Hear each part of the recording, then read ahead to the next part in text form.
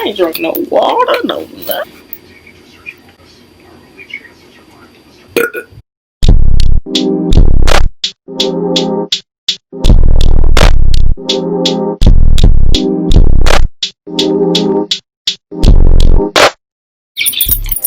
Hey, it's Minnie you. Hey. Hi.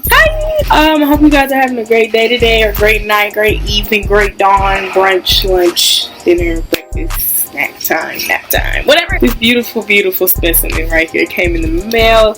This palette by Glamour Cosmetics. My girl, she sold out. She sold out on y'all on this 24K gold. The packaging, can we just, it's about to blind y'all. And then boom. Come on, Amber. Okay, we're gonna swatch a few. We're gonna swatch the ones that are popping out to me, which is this one. We're gonna try this dark brown. Well, no, that's more maroon. That's not really a dark brown, that's maroon. We're gonna go for this one here. Ooh, we're gonna see what's up with them. Now, the fallout, y'all know I don't care about, but it does have slight of it. Look at that. Ooh, it's pretty gold. I'm about to be happy. Okay. It got a slight chalkiness to it, but in a soft way. It's not too rough, but it's not too softy where you just feel like you're putting on rough eyeshadow. It's very soft. Beginners can use this, which is another thing I would like to bring up. This is going to be a Q&A for beginner makeup artists, makeup lovers.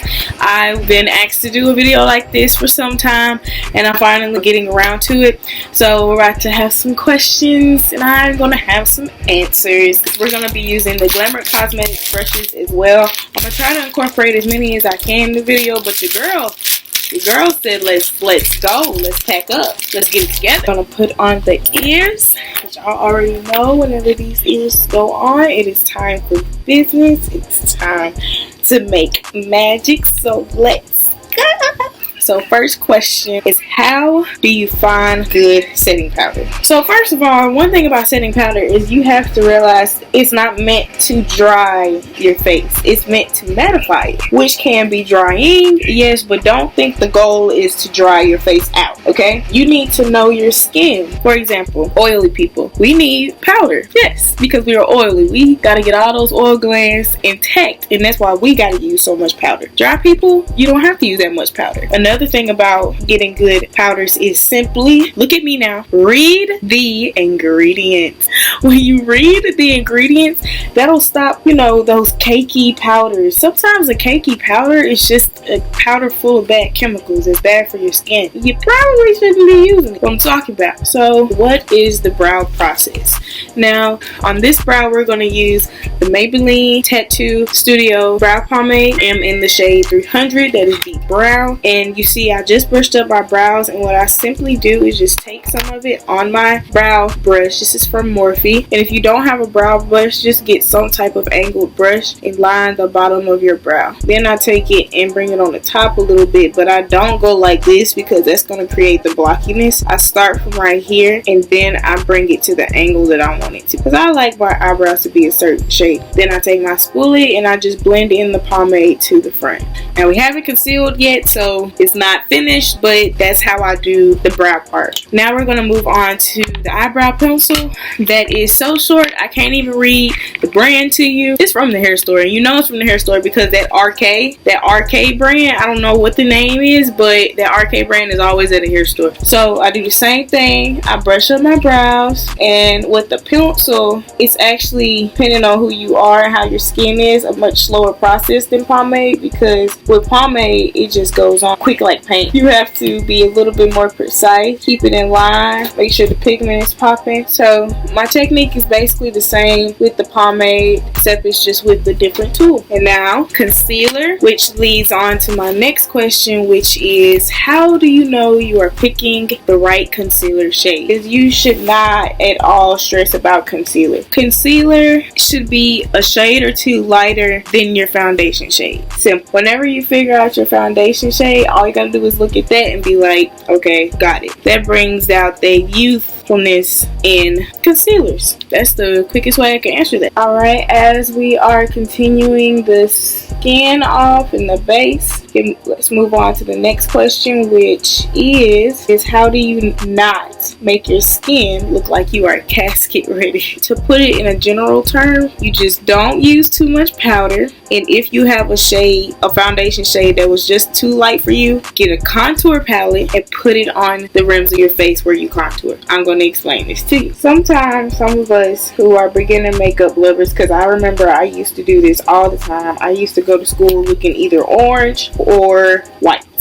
Because I would pick a shade too light or too red undertone-ish, it would be clockable. So I had learned whenever you use your contour palettes, it really helps bring up more than just, a slight color. You can really fix your foundation depending on how light it is, basically what I'm saying. If it's just a tint or so light, you can do this trick. If your foundation is coming out to look like this here, this white right here, or this peach right here, like you gotta take that off. But a lot of things are mostly fixable, all jokes aside. And I'm just gonna show you a good example of how I'm gonna do this. I take my regular contour shade, the one that's lighter than my darkest, and then take it around the rim of my face, like go in circular motion. Because usually when I show you guys, I'll go like that, but I'll take it in circular motion. Already this side is more than this side, which isn't casket ready. Okay, then you take that corner like always, except whenever you're a little bit lighter, you take it down. Usually I show you guys taking it like to right here and it's going like that, but whenever you're a little bit too light, take away that casketness and bring the light back. Skin is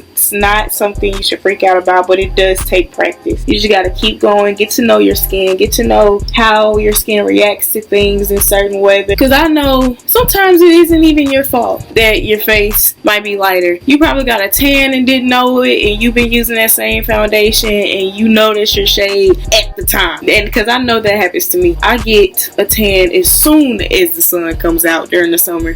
So I'm changing colors all summer. Alright, now on to the next question, which is why is concealing so important? Now you guys see that I just concealed earlier, and concealing is important because it highlights those dark parts of your face, or just trying to, I ain't gonna say hide because that sounds scandalous. We gonna say put in the storage for now. You trying to put those blemishes and trying to put those bags in the storage. You need all that junk in your house, so you put it up. That's what we do with makeup. What I'm doing now, I'm attacking those creases by going ahead and putting a light powder on it, very, very light. And I'm also, while I'm doing this, constructing my nose contour. Whenever I put a thin layer of the powder on, I just put enough to catch the eyeshadow that I'm about to apply. But while I do my eyeshadow, it will not be just sitting there creasing, it'll be setting. And I basically answered the question which was next about the creasing part. How do you avoid creasing? You just put the powder on lightly under your eyes, a slight powder. I used my yellow shade. It's kind of like a yellowish shade out of my BH Studio Pro contour palette. Then I put a little bit of the Fenty Beauty setting powder under it because I do have oily eyes, so the Fenty Beauty really all of that in, and it also is the catch for the eyeshadow. So as we move on to this beautiful palette, I'm about to try to use a lot of colors out of this so you guys can see as we are diving into this beautiful contraption. We are about to move on to the next question, which is about brushes. The question is, how do you know when you're using the right brush? I'm going to guide you along my eye look. I know that I want to take this maroon shade right here and pack it on this part of my eye and give it like a slight wing and be able to blend it to right here. So I'm going to take a brush that I feel like will fit that part better. Sometimes even practice it before you even put on the eyeshadow. Just take the brush and be like, if I take it, will that work? And be like, okay, yeah, that. So this is your size that you want to use, and then boom, perfect. That fits my crease perfectly. So if you even want to test out the brush before you apply, do that. Alright, as we are continuing the eye look, the next question is, how do you go about blending? Alright, the best thing I can say about blending is just to simply find a fluffy brush, clean usually, because if you use a dirty fluffy brush, whenever you want to blend colors together, it's going to give that muddy effect. And think about a light hand. Don't go too heavy. You can always go back, but if you put too much, you can't really take that away. I know I want it to kind of have this nice gradients effect over it. So I'm putting enough on there to show color, but not enough to where it's not soft. Then after that, gotta blend it, eyeball it. Now I'm about to use this little angle brush right here, and I'm going to take this dark shade right here to put in the corner of my crease as we move on to the next question, which is, how do you cut the crease? So the best way I could tell you to cut the crease, it's gonna sound weird, is feel where your eyeball opening is. It is right there. So to cut the crease, your lining needs to be in that socket part. And I'm also using NYX glitter glue. It's from the drugstore. I got some more coming in, so we can stop looking at that busted bottle eventually. But the best way to think about a crease is just like half circle. Don't think about it too hard. Just go for it. Just put it in the socket part and just go amongst that line, because this will also help open up your eyes whenever you cut your crease.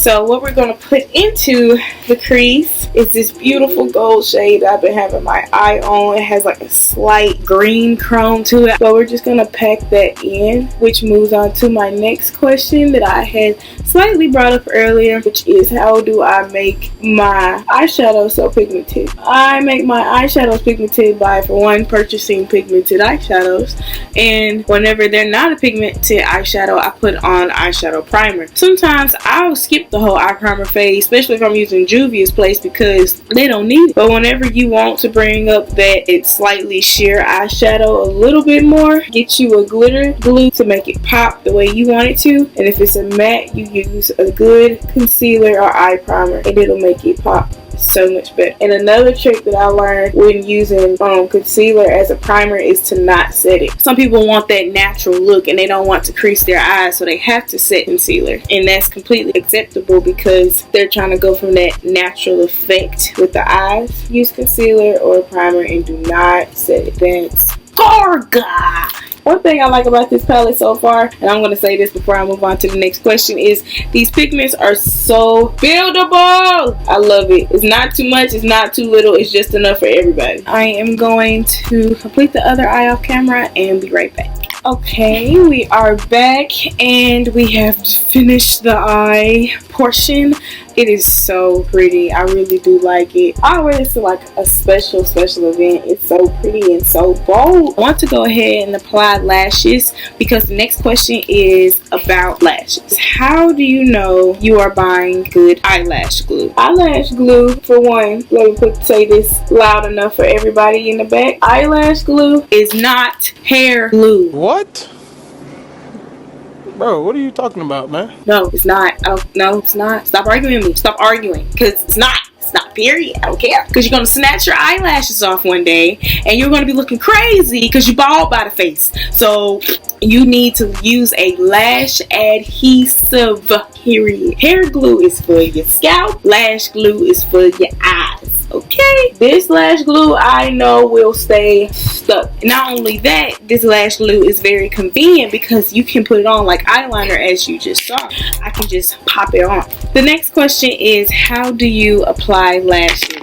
First, I put on my lash glue, that good old convenient lash glue that I was telling you guys before. After I put on that, I put on my mascara. I'm using the Lash Blast mascara by CoverGirl, and I just take them up my eyelashes. Then, since the eyelash glue is basically like an eyeliner, all you gotta do is put it on the line of your eyelash line.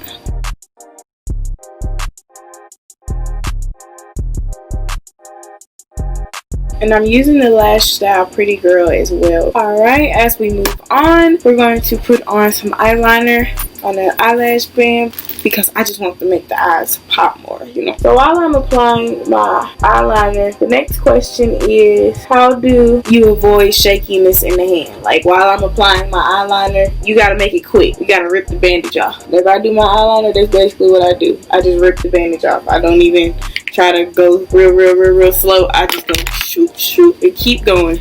So now we're all done with that. Next is actually going to be finishing the skin part. I'm highlighting with this gold shade from the palette, and while we're applying it, it brings the next question, which is how do you know where to put the highlighter? You apply highlighter on the highest points of your face. So you put it on your high cheekbones, the top of your forehead, you put it on the nose, of course, the nose bridge, the cupid's bow, even your chin if you want to. Lastly, the lip. The last question is also about lips, and it says how do you feel comfortable with colored lips? And I'm gonna imply in my mind that you mean like hot pinks, bold blues, purples, and etc. And honestly, I just say go for it. Lipsticks aren't expensive at the hair store at all, so you can definitely practice with those before you start just buying lipstick from online and stuff. It's a very great alternative to practice and to know what you like on you. That's why I love this stuff. I know this matches me. I've tried this, I've practiced with it, now I know I love it. Alright, you guys, and if you have more questions, please leave a comment down below. I'm so happy I finally made this video for you guys, because y'all was begging, boo. Y'all was begging. I was like, yes, I got you. Send me questions. So I'll definitely make a part 2. Just keep dropping comments down below and stay tuned for the next one. Keep making magic, you guys. Bye.